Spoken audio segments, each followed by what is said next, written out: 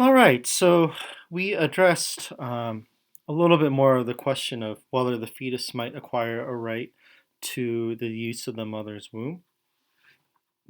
Now, what Thompson does in section 5, and that's where we're at, and that's the bottom of the handout, is she wants to address a question that people might be concerned about. Um, the question goes like this. Suppose you're hooked up to the violinist for just 1 hour. Okay. Doesn't it seem like in that case you should stay? You're morally obligated to stay. I mean, it's only 1 hour, right? Um, and then, so doesn't it seem? Okay, this is I'm just going from the handout. Then doesn't it seem like the violinist then does have the right to the use of of your kidney in that case? Why or why not? Now, this is where Thompson says something pretty interesting. I mean, she's been saying a lot of interesting stuff.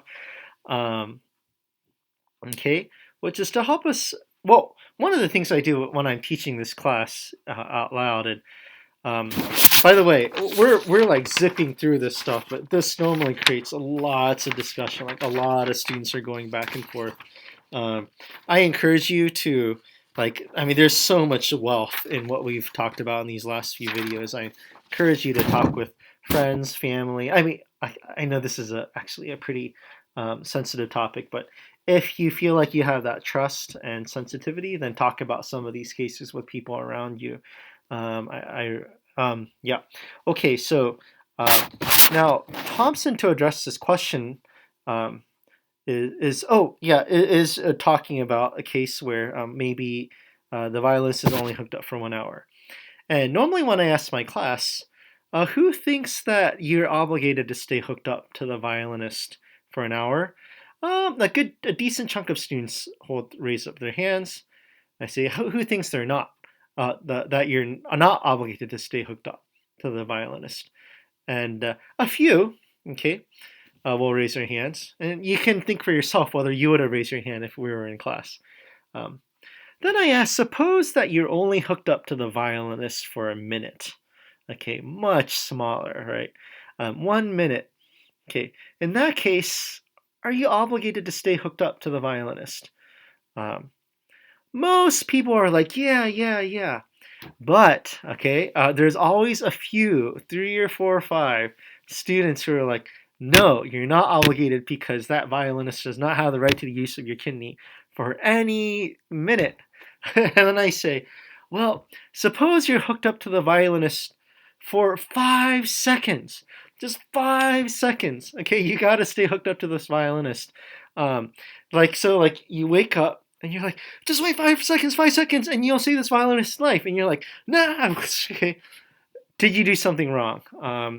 A lot of people think yes, but I always have some students holding their ground on that. So I want you guys to think about what your response to that question is. Okay, do you think that in that case you should unplug? Or sorry, you have a moral obligation to stay hooked up. Think about that. Next, relevant here is Thompson gives a second box of chocolates case. Now, in the first box of chocolates case, the chocolates is given to both children. Okay? In the second box of chocolates case, the box of chocolates is only given to the older child. Okay? Now, what Thompson says is this, and here it's worth reading, so we're on page 318. Okay?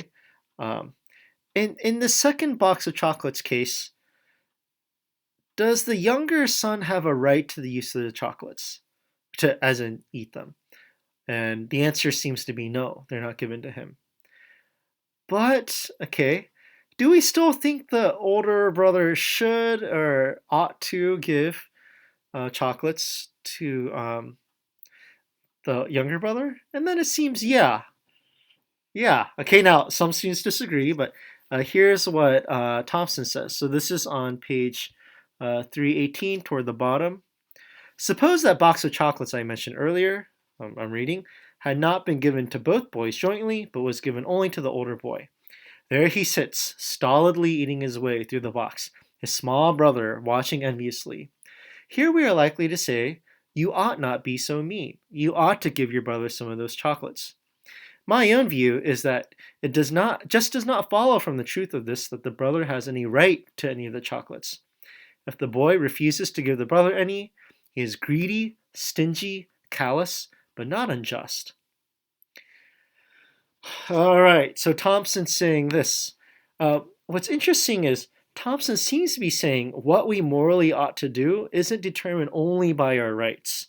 So it might be that the older brother ought to give some chocolates to the younger brother, but the younger brother doesn't have a right to them.